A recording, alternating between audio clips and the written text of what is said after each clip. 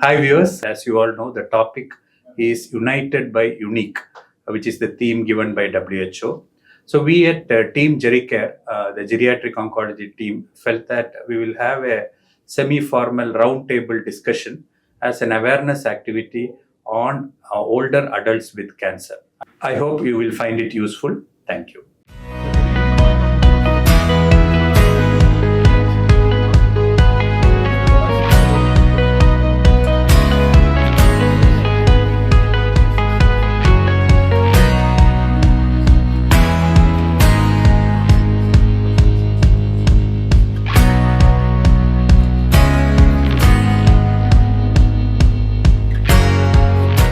அதில் வந்து united by unique இதுதான் theme. From our older cancer patients perspective, what are your thoughts? அந்த theme வந்து நம்ம எப்படி யூட்டிலைஸ் பண்ணலாம்? சரி, நிறைய பேஷண்ட்ஸ்க்கு வந்து மல்டிபிள் டிஃப்ரெண்ட் கேன்சர்ஸ் இருக்கும், டிஃப்ரெண்ட் எக்ஸ்பீரியன்சஸ் இருக்கும். த வே த ஜேர்னி அவங்க லைஃப்பில் போனது. சம் பேஷண்ட்ஸ் வில் சூஸ் எனக்கு அக்ரெசிவ் ட்ரீட்மெண்ட் கொடுக்காதீங்க, எனக்கு தேவையில்லை அப்படின்னு சொல்லுவாங்க. ஸோ அதில் வந்து பார்த்தீங்கன்னா அந்த பேஷண்ட்ஸ்க்கு நம்ம கவுன்சில் பண்ணி அவங்க அட்டெண்டர்ஸும் இருப்பாங்க. அவர் வயசானவர், அவரை தொந்தரவு பண்ணாதீங்க. காமனாக நம்ம பார்க்குறது தான், அவர் எதுக்கு தொந்தரவு பண்ணுறீங்க sir, our already 70+, 75+, he lived his life now. So that does not stop someone from getting the correct treatment. So medically and scientifically, if there is something that stops the treatment, then we should not give. All otherwise, if it is a person is suitable for treatment, so அந்த மாதிரி lot of families வந்து நம்மக்கிட்ட திருப்பி சொல்லுவாங்க, sir நாங்கள் first decision வந்து இதெல்லாம் அக்ரெசிவாக பண்ண வேண்டாம்னு சொன்னாங்க. அப்புறம் பார்த்தீங்கன்னா இந்த டீம் அப்ரோச், மல்டிபிள் டீம்ஸ் இருக்கிறதுனால the change that they could produce, அதில் வந்து lot of different cancer patients வரும். And sometimes we make a family meet of all cancer survivors டேன்னு சொல்லுவாங்க. ஸோ அவங்க எல்லாம் அந்த ரோஸ் டே நிற்கும், கேன்சர் சர்வைவர்ஸ் இருக்கும். ஸோ பார்த்தீங்கன்னா யூனிக்காக prostate cancer patient, breast cancer patients and patients with stomach cancer, all these cancer patients who are cured, and some they will become counselors. வேற ஒரு டிஃபிகல்ட் பேஷண்ட் இருந்தாங்கன்னா, ஸோ த ஃபர்ஸ்ட் திங் நம்ம சொன்னோன்னு பேஷண்ட்டுக்கு ஒரு நம்பிக்கையே வராது. ஸோ அது ஒரு பழைய பேஷண்ட் நம்பர் கொடுத்துட்டோம்னா போதும், அவங்கக்கிட்ட பேசி இதே நீங்கள் என்னெல்லாம் அண்டர்கோ பண்ணீங்களோ அதே ப்ராசஸ் எனக்கும் இருந்துச்சு, but now I am a fighter and I have survived, and you are in the same queue. At some point of time you will fight and you will get out and you will become a counselor. But I have a question Rajiv. நீங்கள் paediatric ஆன்காலஜியில் work பண்ணும்போது அந்த என்வாயர்மெண்ட்டே குழந்தைக்கு ஏற்ற மாதிரி வச்சுருப்பாங்க. Toys, அந்த drawings நிறையா இருக்கும், பிளேஃபுல் இதெல்லாம் நிறைய வச்சுருப்பாங்க. ஜீரியாட்ரிக்ஸ்க்கு அந்த மாதிரி எதுவும் தேவையா ஜீரியாட்ரிக் ஆன்காலஜியில்? அப்சல்யூட்லி. ஸோ நாங்கள் வந்து இந்த ஒரு காம்ப்ரிஹென்சிவ் கேர்னு சொல்லும்போது இந்த patient comfort also very important. From the way he walks to the hospital with support, wheel chair is required. And most of the time இந்த ஜீரியாட்ரிக் ஆன்காலஜி கேரில் வந்து ஒரே அண்டர் ஒன் ரூஃப்னு சொல்லுவோம். மேக்ஸிமம் அண்டர் ஒன் ஃப்ளோர்லேயே எல்லா ஸ்பெஷலிஸ்ட்டும் இருக்கணும். So not too much of walking around, multiple sessions வரக்கூடாது.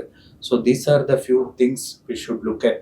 Because எவ்வளோ தூரம் நம்ம கம்மியான ஹாஸ்பிட்டல் விசிட்ஸ் கொடுக்குறதோ முதியோருக்கு வந்து அது குவாலிட்டி ஆஃப் லைஃப் பெட்டராக இருக்கும். ஸோ குயிக்காக டயக்னோசிஸ் பண்ணி எல்லா ஸ்பெஷலிஸ்ட்டும் அண்டர் ஒன் ரூஃப் பார்த்து இந்த காம்ப்ரிஹென்சிவ் ஜீரியாட்ரிக் அசஸ்மெண்ட் முடிச்சு ஒரு டெய்லர்ட் பிளான் அது இருந்தால் தான் ஐடியல் ட்ரீட்மெண்ட் ஃபார். இப்போ கீமோ கொடுத்தோன்னே உங்களுக்கு கீமோ கொடுக்குறது வந்து ஒரு 1 or 2 days தான் கீமோ இருக்கும். Next cycle will happen on 3 weeks கழிச்சு தான். இந்த நடுப்புற பீரியடில் மல்டிபிள் விசிட்ஸ் முன்னெல்லாம் பேஷண்ட்ஸ் வருவாங்க. ஸோ பட் எல்டர்லியில் இது வர சேலஞ்சை நீ எப்படி ஹேண்டில் பண்ணுறீங்க? ஸோ வந்து இப்போ அகெயின் ஹாஸ்பிட்டல் விசிட்ஸ் எப்படி குறைக்கலாம் அதுதான் நாங்கள் ஜீரியாட்ரிக் ஆன்காலஜியில் மேக்ஸிமம் அட்டெம்ப்ட் பண்ணுறோம். ஸோ சின்ன மெடிசின்ஸ், இந்த சப்கியூட்டேனியஸாக கொடுக்க வேண்டிய க்ரோத் ஃபேக்டர் இன்ஜெக்ஷன் இதெல்லாம் நாங்கள் வீட்டிலே ஹோம் கேர் வழியாக ஹோம் நர்சஸ் வந்து கொடுப்பாங்க. ஸோ அது வழி ஒரு பேஷண்ட் வந்து with the care giver half a day hospital visits we are avoiding. We have a helpline telemedicine facility. சின்ன டவுட்ஸ் இருந்தால் they need not come back to the hospital. Most of the time geriatricians visit பண்ணுவாங்க. நான் cancer related home கேருக்கு பண்ணுவாங்க. So maximum hospital visits எப்படி குறைக்கலாம் and how much care we can give at home, அது we are trying to. Doctor Kathiresan வந்து நாங்கள் நிறைய cancer treatment பற்றி சொன்னார். இந்த முதியோருக்கு whether cancer is preventable and நம்ம ஏர்லியாக டிடெக்ட் பண்ண முடியுமா இந்த ஓல்டர் பேஷண்ட்ஸ்க்கு, and what are your suggestions? Prevention is any day better than cure. So and we all know that cancer வந்து it's a disease of the elderly. நம்ம age ஆக ஆக நம்ம உடம்புல வந்து கேன்சர் வர்றதுக்கான வாய்ப்புகள் கொஞ்சம் ஜாஸ்தி ஆகிட்டே தான் இருக்கும்.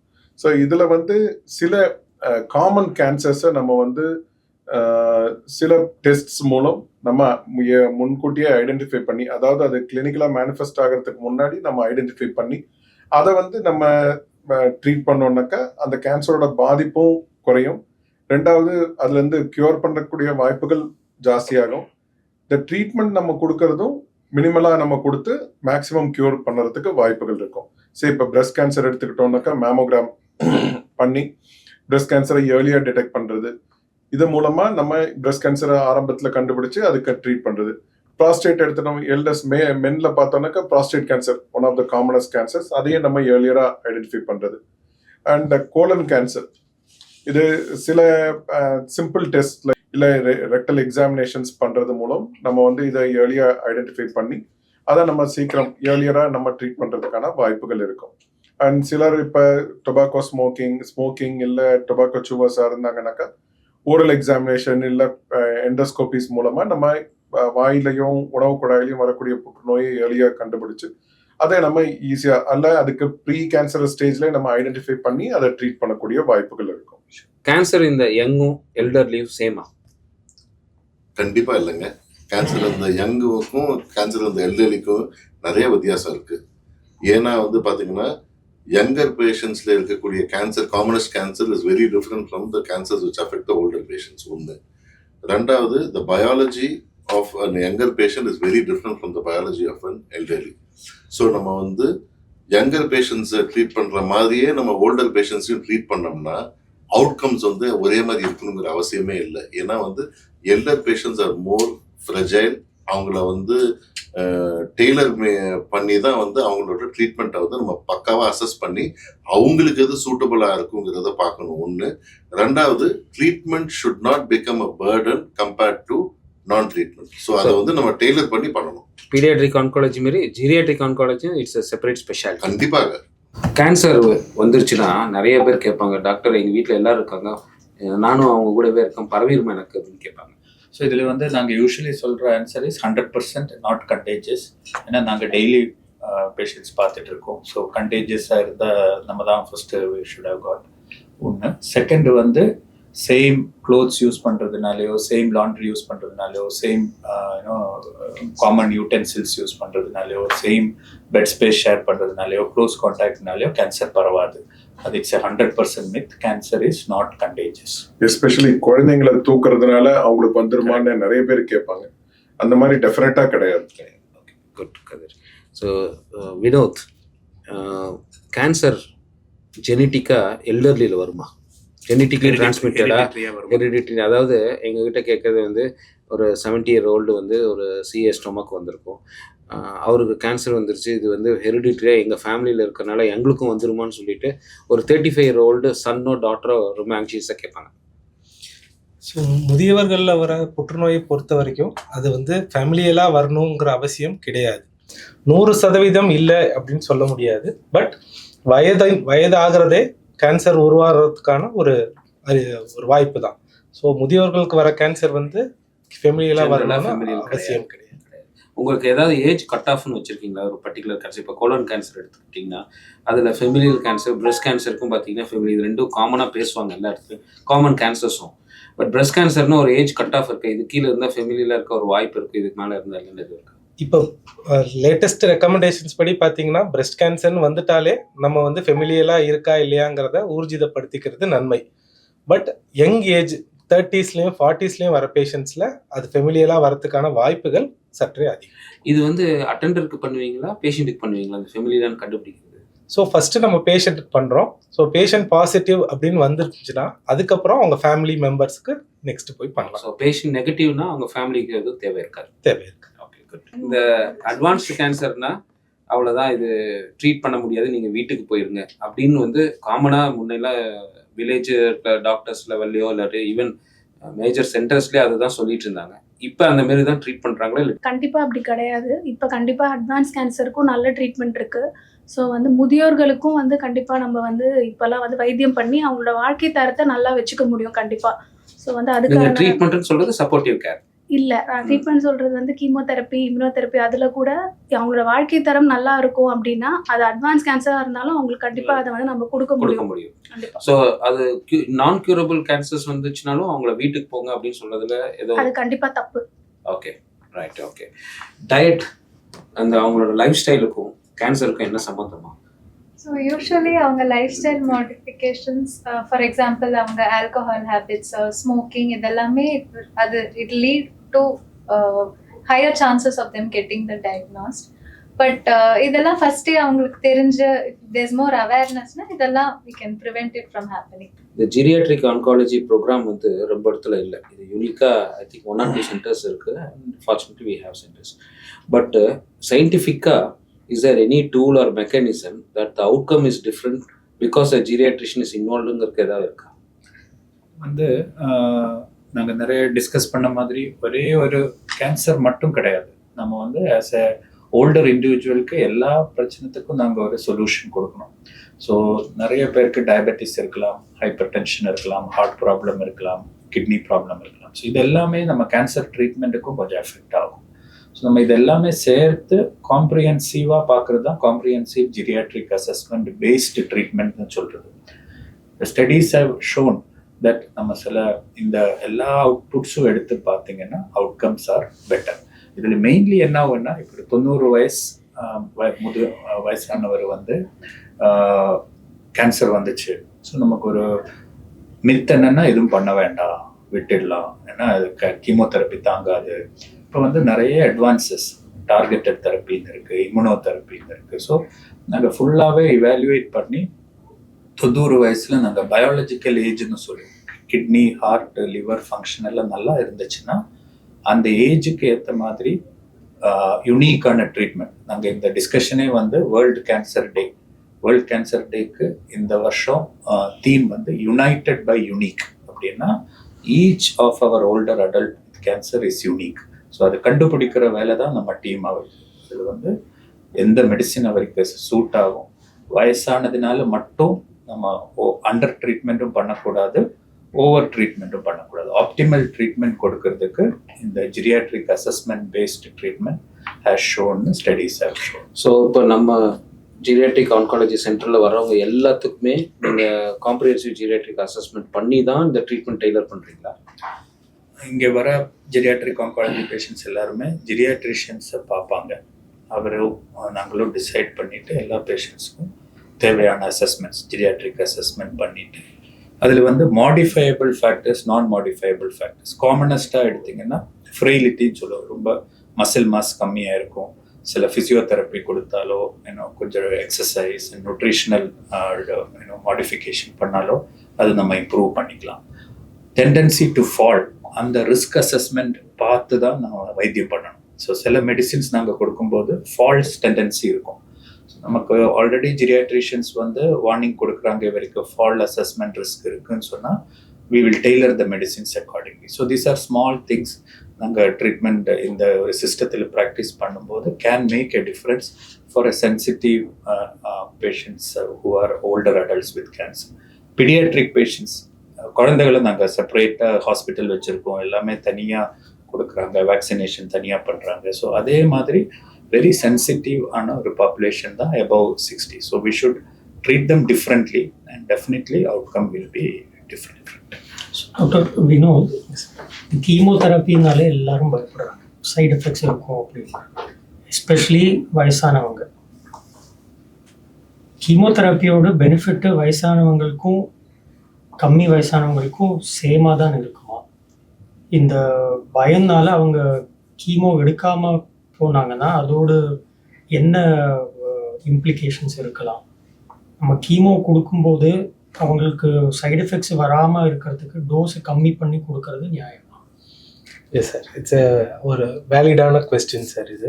So most of our elderly patients பார்த்தீங்கன்னா அவங்களுக்கு டயபெட்டிஸ், சுகர், ரத்த கொதிப்பு, இந்த மாதிரி மற்ற நோய்களுமே இருக்குது. ஸோ இது எல்லாத்தையுமே காம்ப்ரிஹென்சிவாக நம்ம அசஸ் பண்ணாதான் அவங்களுக்கு இந்த கீமோ எந்த அளவுக்கு அவங்களால தாங்க முடியும், வித்தவுட் காசிங் ஏதாவது மேஜர் சைடு எஃபெக்ட் வராமல் இந்த கீமோவை எப்படி டெலிவர் பண்ணுறது அப்படிங்கிற டெசிஷன் எடுக்க முடியும். ஸோ அது சிங்கிள் பர்சனாக ஒரு புற்றுநோய் நிபுணர் மட்டும் பார்த்து எடுக்கக்கூடிய முடிவு இல்லை. ஸோ அதுக்காக தான் இந்த ஜீடியாட்ரிஷியன், மற்ற ஸ்பெஷாலிட்டிஸ், சைக்கோ ஆன்காலஜிஸ்ட் எல்லாரையுமே நம்ம இன்வால்வ் பண்ணுறோம். ப்ளஸ் இப்போ கீமோ பர்சே பார்த்தோம்னா அதுக்கு தேவையான அசஸ்மெண்ட் டூல்ஸ் இருக்குது சார். அந்த எல்டர்லி பாப்புலேஷனுக்கு முதியோர்களுக்காகவே கார்க் ஸ்கோர்னு ஒன்று இருக்குது, விச் இஸ் கீமோதெரப்பியோட டாக்ஸிசிட்டி ஸ்கோர் பார்க்குறது.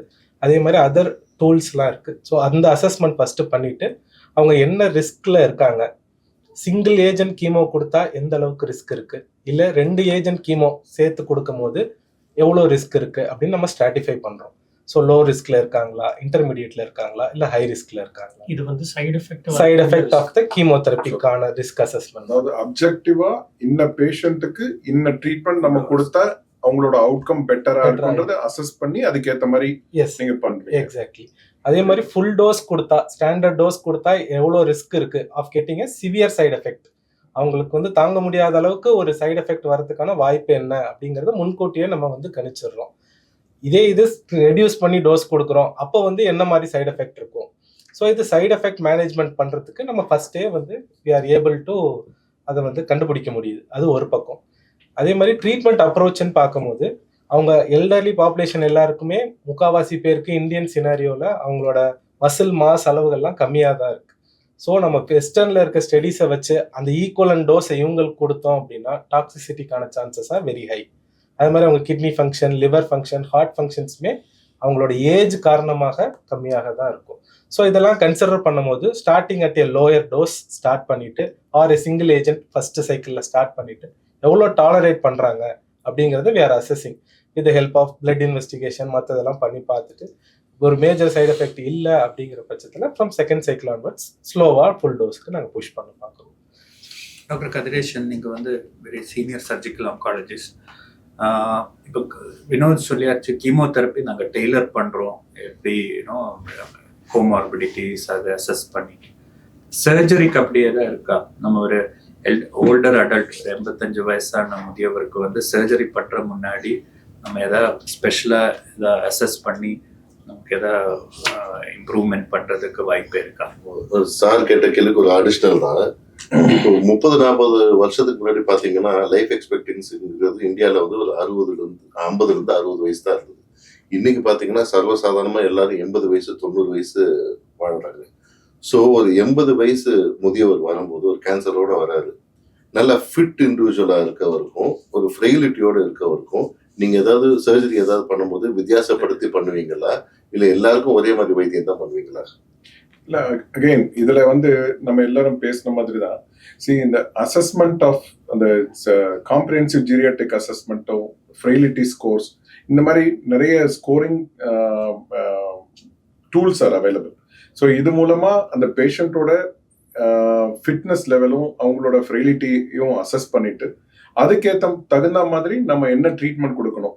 அண்ட் மோர் இம்பார்ட்டன்ட் இஸ் ஒரு பார்ட் வந்து பேஷண்ட்டோட பார்ட், அடுத்தது வந்து அவங்களோட கேர்கிவரோட பார்ட்டையும் நம்ம பார்க்கணும். And what the patient wants, இந்த எல்லாத்தையுமே அசஸ் பண்ணி அந்த பேஷண்ட்டுக்கு, இப்போ ஒரு பேஷண்ட் வந்து பிரெஸ்ட் சின்ன டியூமர் இருக்கு, ஒரு எக்ஸாம்பிள் சொன்னேன், பிரெஸ்ட்ல ஒரு சின்ன டியூமர் இருக்கு, அவங்களுக்கு பிரெஸ்ட் கன்சர்வேஷன் சர்ஜரி பண்ணும், அதுக்கப்புறம் ரேடியேஷன் கொடுக்கணும்னாக்கா மல்டிபிள் ஹாஸ்பிட்டல் விசிட்ஸ் தேவைப்படுதுனாக்கா இதை முதல்லயே அவங்க கிட்ட டிஸ்கஸ் பண்ணி அவங்களுக்கு இது கம்ஃபர்டபுளா இருக்குமா, அவங்களால இதெல்லாம் வந்து பண்ணிக்க முடியுமா, இதை அசஸ் பண்ணி அதுக்கு தகுந்த மாதிரி என்ன ட்ரீட்மெண்ட் அவங்களுக்கு, இந்த பர்டிகுலர் இண்டிவிஜுவலுக்கு என்ன ட்ரீட்மெண்ட், அவங்களோட ஃப்ரெயிலிட்டி அசஸ்மெண்ட், அவங்களோட விஷ் என்ன தேவை, அண்ட் அவங்களோட கேர் கிவர் அண்ட் அவங்களோட சோஷியல் சப்போர்ட் எப்படி இருக்கு, இந்த விஷயம் எல்லாத்தையுமே நம்ம கன்சிடர் பண்ணி we have to decide on என்ன மாதிரியான ட்ரீட்மெண்ட் நம்ம டிசைட் பண்ணணும்னு.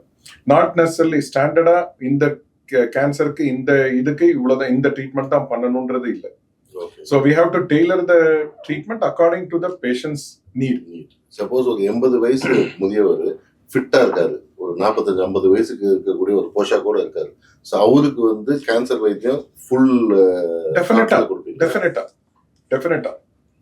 So age is not a criteria to decide on the treatment.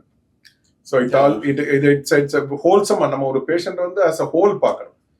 Not necessarily வெறும் வயசை மட்டும் ஒரு கிரைட்டீரியாவை எடுத்துக்கிட்டு இந்த வயசுக்கு மேல நம்ம பண்ண மாட்டேன், இந்த வயசுக்கு கீழே பண்ணுமென்று அப்படி சொல்லக்கூடியது இல்லை.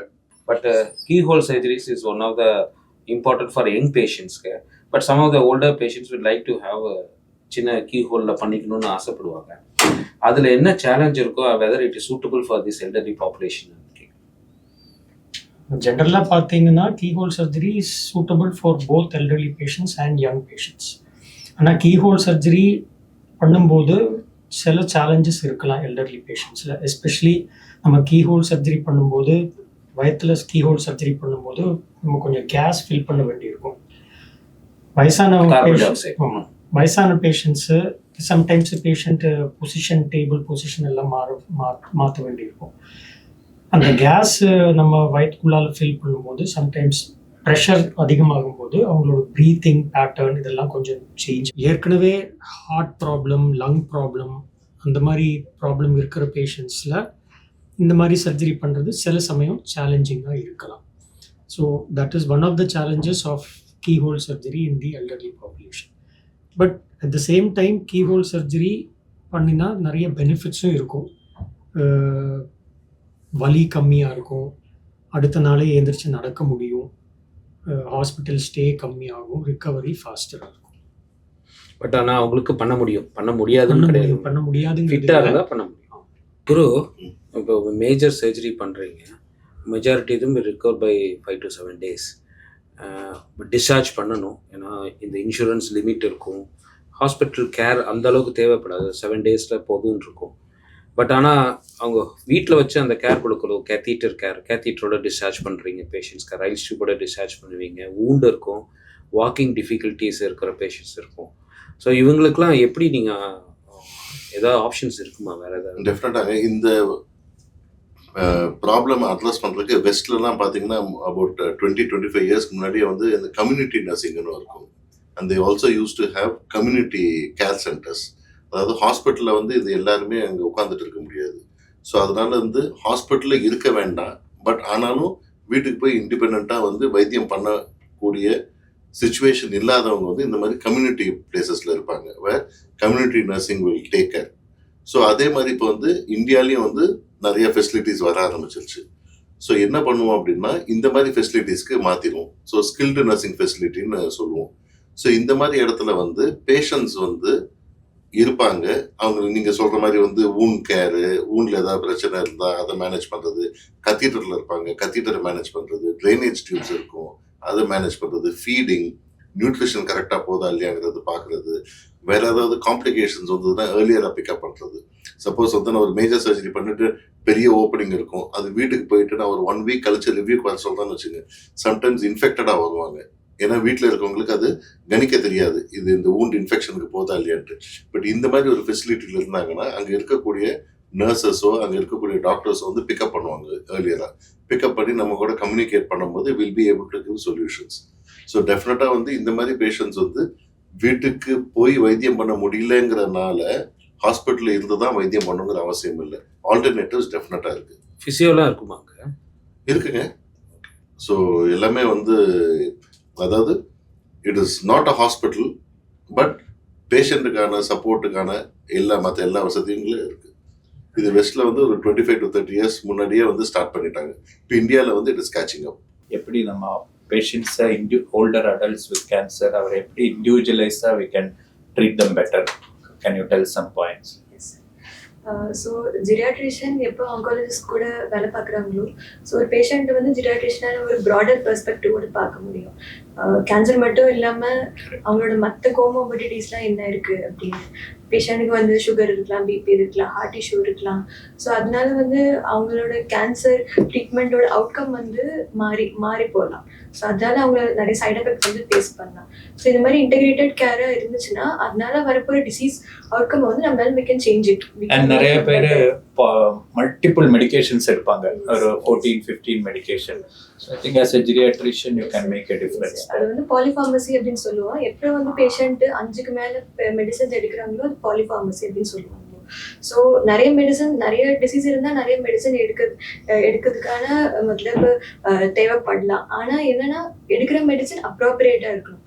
ஆனால் inappropriate இருந்துச்சுன்னா அதனால வந்து சைட் எஃபெக்ட் வரதுக்கான சான்ஸ் அதிகமா இருக்கு. அது இல்லாம ட்ரக் இன்டராக்ஷன், ஒரு ட்ரக் இன்னொரு ட்ரக் கூட இன்டராக்ட் பண்ணும், ட்ரக் வந்து டிசீஸ் கூட இன்டராக்ட் பண்ணி அதனால பேஷண்ட்டுக்கு சைட் எஃபெக்ட் வரும். ஸோ ஜிரியாட்ரிஷியன்ஸ் இந்த நாலேஜ் இருக்கிறதுனால ஸோ என்ன சைட் எஃபெக்ட் வரல அதனால முன்னாடி ப்ரெடிக்ட் பண்ண முடியும். ஸோ அதனால நம்ம வந்து எந்த ட்ரக் இன்அப்ராப்ரியேட் தேவையில்லாம இருக்கோ அது நம்மளால வந்து டோஸ் குறைக்க முடியல, டோஸ் குறைக்கலாம், இல்ல தேவையில்லை அப்படின்னா அதை வந்து நம்ம எடுத்துடலாம். அது ஸோ அந்த மாதிரி நம்ம சில விஷயம்லாம் நம்மளால பண்ண முடியும். பேஷண்ட் ஹாஸ்பிட்டல்ல இருந்து டிஸ்சார்ஜ் ஆகுறாங்க, அவங்களுக்கு வந்து கொஞ்சம் கேர் தேவைப்படுது இன்னும். பட் அதே சமயம் அவங்க வந்து அவங்களும் ஒரு ஸ்டாஃப் நர்ஸை வந்து ஒரு அப்பாயிண்ட் பண்றோம், அவங்களுக்கு வந்து பாத்துக்கிறதுக்கு அப்பாயிண்ட் பண்றோம்னாக்கா தென் அவங்களால இப்ப வீட்டுல போய் வெறும் தனியா ஒரு ரூம்ல அவங்களும் ஒரு ஸ்டாஃப் நர்ஸ் மட்டும் இருக்க போறாங்க அந்த மாதிரினாக்கா then they will be get bored, they will be feeling alone, depressed ஆகிறதுக்கு இதுக்கெல்லாம் ரொம்ப சாத்தியம் இருக்கும். ஸோ இந்த மாதிரி இதை எப்படி டேக்கிள் பண்ண முடியும்னு நினைக்கிறீங்க? ஸோ யூஸ்வலாக பேஷண்ட்ஸ் வீட்டில் தனியாக இருக்கும்போது when care givers are not present அவங்களுக்கு அந்த தனிமை நிறைய வரலாம், அந்த தாட்ஸ் திருப்பி வரலாம், அவங்க ட்ரீட்மெண்ட்டில் இருந்த தாட்ஸ், ஹவு தே சஃபர்ட், இதெல்லாம் திருப்பி வரும்போது their distress and depression will go even more further. So அந்த மாதிரி சுச்சுவேஷனில் when external nurses are any one else அவங்களுக்கு கொஞ்சம் கம்பெனி கொடுக்குற மாதிரி வேற ஏதாவது ஆக்டிவிட்டீஸ், ஃபார் எக்ஸாம்பிள் பெயிண்டிங்கோ, யூஸ்வலாக பேஷண்ட் ஃபர்ஸ்ட் டைம் வரும்போது we take a interest checklist, அவங்களுக்கு என்னென்ன பிடிக்கும் அதெல்லாம் தெரிஞ்சுக்கிட்டு அந்த மாதிரி ஆக்டிவிட்டீஸ்லாம் கொஞ்சம் we try to integrate in our care. So for example பேஷண்ட்டுக்கு பாட்டு கேட்க பிடிக்கும்னா வி ட்ரை, பேஷண்ட் யூஸ்வலாக ஃபர்ஸ்ட் கேட்கும்போது சம்டைம்ஸ் வேண்டாம் தான் தே வில் டெல், பட் போக ரேப்போ எல்லாம் எஸ்டாப்ளிஷ் பண்ணதுக்கு அப்புறம் தே டென் டு பிகம் கொஞ்சம் ஃப்ரீ அண்ட் தே டெல் என்ன வேணும் அதெல்லாம் கொஞ்சம் எக்ஸ்பிரஸ் பண்ணும்போது we try to integrate all these activities. யூஸ்வலாக பேஷண்ட்டுக்கு ஃபீஸிபிளாக இருக்கிற ஆக்டிவிட்டீஸாக தான் we try to integrate. So for example அவங்களுக்கு பாட்டு பாட பிடிக்கும், பாட்டு கேட்க பிடிக்கும்னா we try to bring those amenities within their room and அவங்களுக்கு அந்த ரூமே ஒரு ஹாஸ்பிட்டல் ஃபீல் ஆர் ஒரு ஜெயில் மாதிரி இல்லாமல் they try to come out and they try to express and அவங்களுக்கு அது ஒரு சேஞ்சாக இருக்கும். So this helps with their distress rate also. So இன்னும் பேஷண்ட்டாக ஃபீல் ஆகாமல் இருக்கிறதுக்கு this is a very good opportunity. இதே ஒரு அவங்களுக்கு வந்து if they require minimal support இந்த சென்ஸ் கொஞ்சம் நர்சிங் சப்போர்ட்டும் தேவைப்படுதுனாக்கா அந்த மாதிரியான பேஷண்ட்ஸை டீல் பண்ணுறதுக்குன்னு வேற எதுவும் ஃபெசிலிட்டிஸ் ஆர் வேற ஆப்ஷன்ஸ் என்ன இருக்கும்?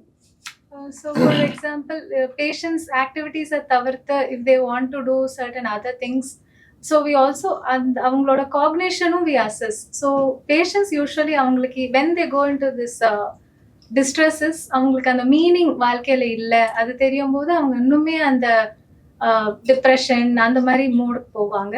ஸோ அந்த மாதிரி இன்ஸ்டன்சஸ்ல as a psychologist, as a external physician, we can help பேஷண்ட்டை கொஞ்சம் அந்த சைட் அவங்களுக்கு இன்ட்ரெஸ்டாக இருக்கிறத we can bring that into perspective.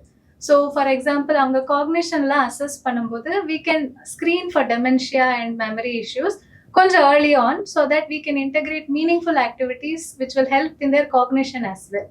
So இந்த மாதிரி activities when we integrate early on it not only improves mood but also their quality of life in overall perspective. As a geriatrician, what do we think we can add value to a geriatric oncology program? Yes, sir. Older adults, they have a unique thing called geriatric syndromes, which are multifactorial. Yes. To say a few examples, fall, delirium, dementia, incontinence, constipation. So these geriatric syndromes, they can have an impact on the malignancy as well as the treatment and the outcome. So it is very important that we pay attention not just to the age, but as well as to actively trying to find out these geriatric syndromes. Absolutely. And the number 2 is that functionality. In younger adults, they are very functional. Even with the side effect, they can recover out. But in the older adults, when functionality is very poor, we have to focus more upon what matters most to the patient. I think we all must be aware about the geriatric 4Ms, which are morbidity, mentation, medication. The fourth term, which is very much important, is what matters most. We think that patient wants cure, but at the end of the day, whatever treatment that we give should not impair with their functionality. So it's very important that we ask the patient what matters to them. So that's what I think, sir.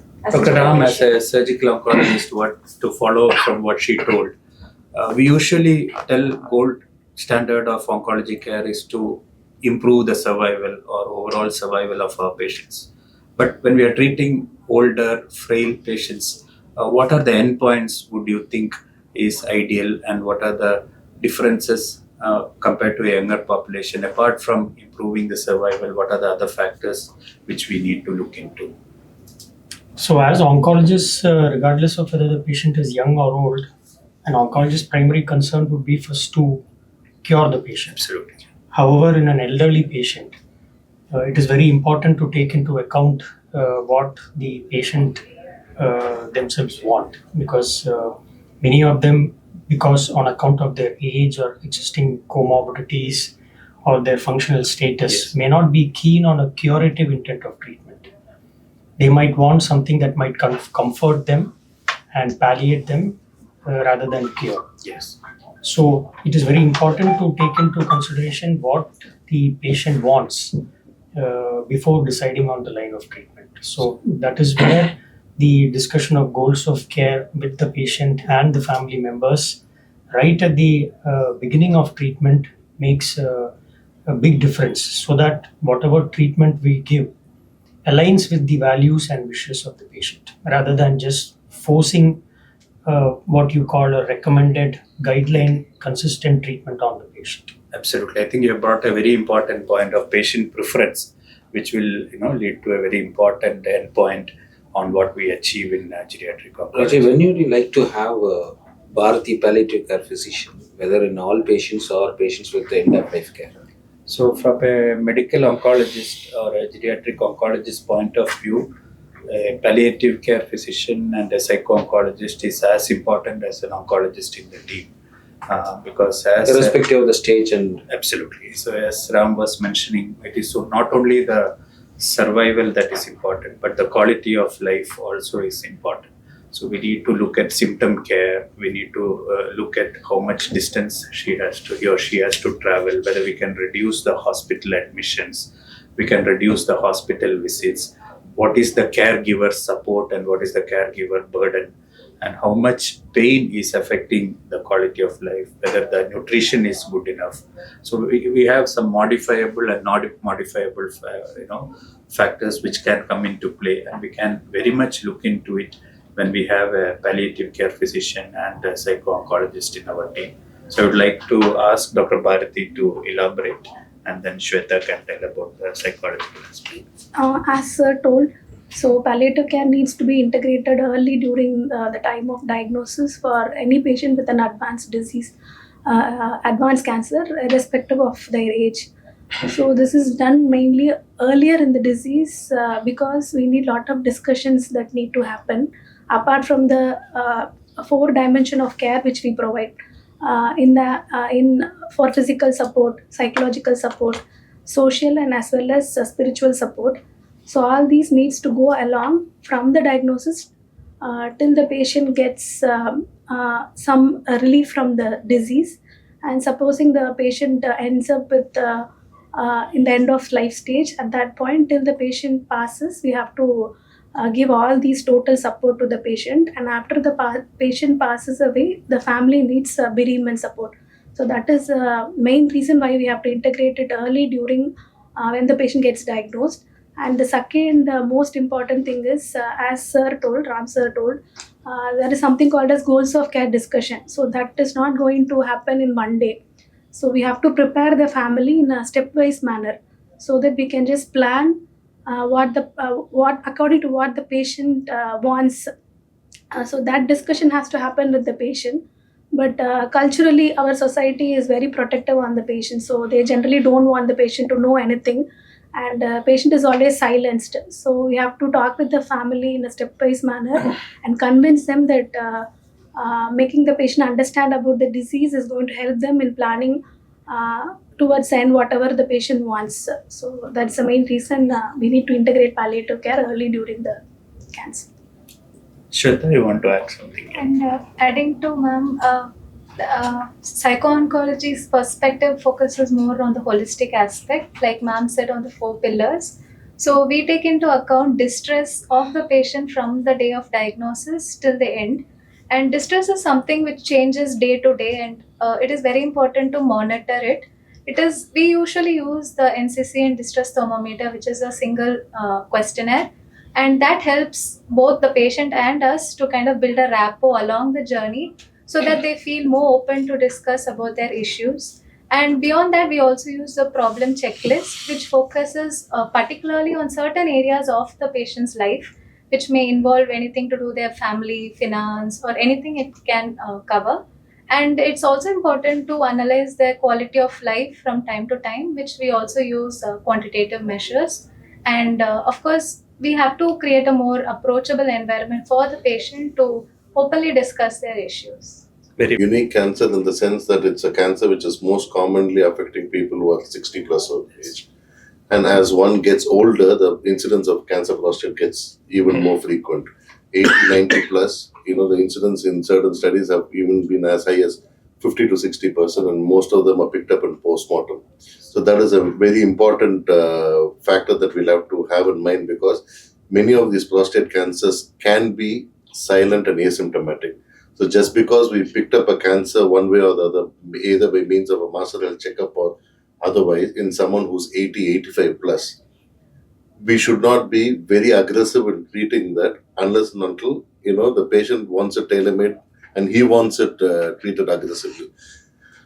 And the second thing is, any treatment for any cancer is not going to be without side effects. And especially for prostate cancer, because most of the common treatments which aims at prostate cancer treatment in the elderly is mostly hormone deprivation therapy, which is aiming to bring down the levels of testosterone. But once that happens, the patient's energy level drops down, his muscle mass starts dropping down, his bones can start getting weak. So we'll have to have a proper discussion with these patients before we initiate them on any kind of treatment, because it cannot be a blanket kind of a treatment for all ages with all frailty. So it has to be a proper discussion, and depending upon the fitness level of the patient, I think we'll have to tailor the treatment choices. Guru, majority of patients, இப்போ elderly patients வராங்களா, அவங்களோட care கிவர்ஸும் there also geriatric patient. So ரொம்ப unique challenges இருக்கும்ல, அவங்கள கூட்டிகிட்டு வர்றது, அவங்க கூட ட்ரீட் பண்ணுறது, and what are all the cancers. கேன்சர்னாலே ஒரு பயம் வந்துடும் இந்த ஃபேமிலியில், அது எவ்வளோ எல்டர்லியில் இருந்தாலும். இதை கோப் பண்ணுறது எப்படி? அந்த கேர் கிவர் பார்த்தீங்கன்னா மெஜாரிட்டி ஆஃப் த டைம் அவங்க ஸ்பவுஸ் வருவாங்க. ஸோ இது அவங்க யூராலஜி ப்ராஸ்டேட் கேன்சர்ஸ் காமனாக நீங்கள் பார்ப்பீங்க இந்த ஏஜ் குரூப்பில். அதை எப்படி நீங்கள் ஹேண்டில் பண்ணுறீங்க? அதான் இப்போ நம்ம ஜீரியாட்ரிக் கேர் ஹாஸ்பிட்டலில் இருக்கனால நான் பார்க்குற நிறைய பேஷண்ட்ஸ் வந்து பார்த்தீங்கன்னா 80 வயசு, 90 வயசு, சிலர்லாம் 100 வயசு பக்கத்தில் இருக்கிறவங்க. ஸோ 100 வயசு கொண்ட ஒரு பேஷண்ட் கூட வர்றது யாருன்னு பார்த்தீங்கன்னா 75-80 வயசு இருக்கு அவரோட பையன். ஸோ அவரும் ஆக்சுவலி ஜீரியாட்ரிக் பாப்புலேஷனுக்குள்ள தான் இருக்காரு. ஸோ அவருக்கே பையனும், ஸோ அவருக்கே ஒரு கேர் கிவர் தேவைப்பட வேண்டிய ஒரு சூழ்நிலை சில சமயம் இருக்கலாம். ஸோ அவரு இண்டிபெண்டா தனியா இந்த ஒரு 90-95 வயசு முதியவரை தனியா பார்த்துக்கணுங்கிறது ரொம்ப ரொம்ப கஷ்டமான ஒரு காரியம். ஸோ அதனாலதான் இப்போ நம்ம ஹாஸ்பிட்டல்ல அந்த ஒரு யூனிக் ஒரு சினாரியா வச்சிருக்கோம். வேற 360 டிகிரி கேர்னு சொல்லுவோம். அதாவது 360 டிகிரி கேர் அப்படின்னா பேஷண்ட் எங்க இருந்தாலும், அதாவது ஹாஸ்பிட்டல்ல இருக்கலாம், ஹாஸ்பிட்டல்ல இருக்க வேண்டிய பேஷண்ட்ஸை ஹாஸ்பிட்டல்ல வச்சு நம்ம பார்த்துக்கலாம். சிலர் வீட்லயே வச்சு வைத்தியம் பண்றேன்னு சொல்லுவாங்க. அந்த வீட்லயே வச்சு வைத்தியம் பண்ணக்கூடிய பேஷண்ட்ஸ்க்கு நம்ம ஹாஸ்பிட்டல்ல இருந்து சிஸ்டர்ஸ் அனுப்புவோம். ஜீரியாட்ரிஷியன்ஸ் போய் அவங்கள ரெகுலரா விசிட் பண்ணுவாங்க. தேவைப்பட்டா பாலியேட்டிவ் கேர் பிசிஷியன்ஸும் போய் பார்ப்பாங்க. ஸோ ஹாஸ்பிட்டல் விசிட்ஸை குறைக்கிறதுக்கு இதெல்லாம் கண்டிப்பா. ஏன்னா ஒரு 95 வயசு முதியவரை நீங்க ஹாஸ்பிட்டலுக்கு கூப்பிட்டு வரணும்னா ஆம்புலன்ஸ் ஏதாவது புக் பண்ணணும், இல்லாட்டி ஒரு கேபை புக் பண்ணணும். இந்த கேபை புக் பண்ணா தனியா வர முடியாது. அதை அவங்கள கூட்டிட்டு வரக்கு ஒரு அட்டெண்டர் வரணும், அந்த அட்டெண்டர் லீவ் போட்டு வரணும். ஸோ இதெல்லாமே நிறைய இருக்கு. அண்ட் இவங்களுக்கு ஒரு விசிட்ல முடியக்கூடிய வியாதிகள் கிடையாது, ரெகுலரா வர வேண்டியவங்க. ஸோ இவங்களுக்கெல்லாம் வசதி பண்றதுக்காக இவங்க வீட்லயே வச்சு வைத்தியம் பண்றதுக்கு நம்ம என்னென்ன பண்ண முடியுமோ அதெல்லாம் பண்ணிட்டு இருக்கோம். சப்போஸ் வீட்டுல வச்சு வைத்தியம் பண்ண முடியாது, ஆனா ஹாஸ்பிட்டல்லையும் இருக்க வேண்டிய அவசியம் இல்லை. அப்படிங்கிறவங்களுக்கு வந்து நம்ம வந்து இந்த அசிஸ்டட் லிவிங் கான்செப்ட்னு ஒன்று வச்சிருக்கோம். அதாவது இவங்க அங்க இருப்பாங்க, விசிட்டர்ஸ் இது யாராவது இன்னொரு ஹாஸ்பிட்டல் ஸ்கில்டு நர்சிங் இல்ல, இது வந்து நம்ம ஹாஸ்பிட்டலுக்கு வெளியில, ஹாஸ்பிட்டலுக்கு இல்லாம இந்த ஸ்கில்டு நர்சிங் ஃபெசிலிட்டின்னு சொல்லிட்டு இதை தனியா வச்சிருக்கோம். இந்த இடத்துல வந்து இந்த முதியவர்கள்லாம் வந்து வீட்டில் பார்த்துக்க முடியாது. ஏன்னா நிறைய பேஷண்ட்ஸ், இப்போ எங்க பேஷண்ட்ஸ் பார்த்தீங்கன்னா வந்து நிறைய பேர் கத்தீட்ரல் இருப்பாங்க, இன்கான்டிடன்ஸ் இருக்கும், டெமென்ஷியா இருக்கும், மல்டிபிள் அதர் ஃபேக்டர்ஸ் இருப்பாங்க, ஒரு பார்க்கின்சன்ஸ் டிசீஸ் இருக்கும், நியூரலாஜிக்கல் ப்ராப்ளம்ஸ் இருக்கும். ஸோ இது எல்லாமே வந்து புட்டுகெதர் வந்து ஹோலிஸ்டிக்கா வந்து வீட்டில் வச்சு அவங்களால சில சமயம் வைத்தியம் பண்ண முடியாது. அதுவும் எஸ்பெஷலி டெமென்ஷியா பேஷண்ட்ஸ்லாம் வீட்டில் வச்சுட்டு வைத்தியம் பண்ணுறது ரொம்ப ரொம்ப சிரமம். ஏன்னா அவங்க மாத்திரையை போடலாங்களா இல்லையான்னு கூட வந்து கூட இருக்கவங்களுக்கு தெரியாது. ஸோ இவங்கள வந்து நம்ம அசிஸ்டட் லிவிங்ல வைக்கும்போது இவங்களை 24/7 பார்த்துக்கிறதுக்கு நர்சஸ் இருப்பாங்க, அங்கே டாக்டர்ஸ் இருப்பாங்க, அங்கேயும் வந்து ஸ்பெஷலிஸ்ட் போய் பார்ப்பாங்க. ஸோ அவங்களுக்கு தேவையானது எல்லாமே வந்து அங்கேயே வச்சு வைத்தியம் பண்ற வசதிகள்லாம் அங்கே இருக்கு.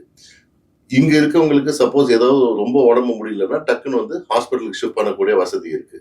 சப்போஸ் இவங்க இம்ப்ரூவ் ஆகுறாங்க, டீஎஸ்கலேட் பண்ணலன்னா இவங்களை அப்படியே வந்து பத்திரமா வீட்டுக்கு கூட்டு போகக்கூடிய ஆப்ஷன்ஸும் இருக்கு. ஸோ இதுல பாத்தீங்கன்னா வந்து ஒரு பேஷண்ட்டு நம்ம சர்க்கிள்குள்ள வைத்தியத்துக்குன்னு வந்துட்டாங்கன்னா, ஐயோ வீட்டுக்கு போயிட்டா டாக்டர் வருவாங்களா வரமாட்டாங்களாங்கிற பயம் வேண்டாம்.